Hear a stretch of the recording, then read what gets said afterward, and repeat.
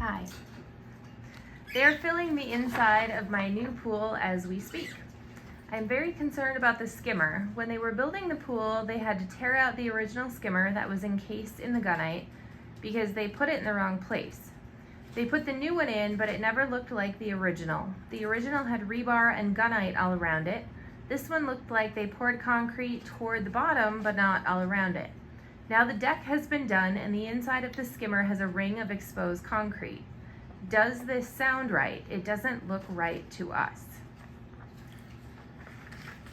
So while it doesn't sound like the ideal way of doing it, it's probably okay. You're taking a plastic skimmer, you're shooting concrete around it and encasing the concrete, which over time the plastic flexes at a different rate than the concrete flexes, and you have potential issues. If they installed one on the backside and poured or shot around it, it's probably okay.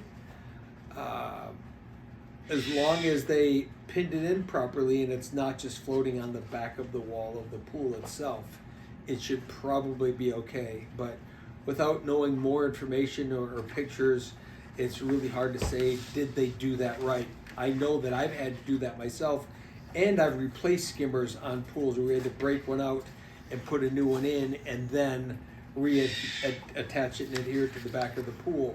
And it's not the easiest process for sure, but if done right, it works just fine.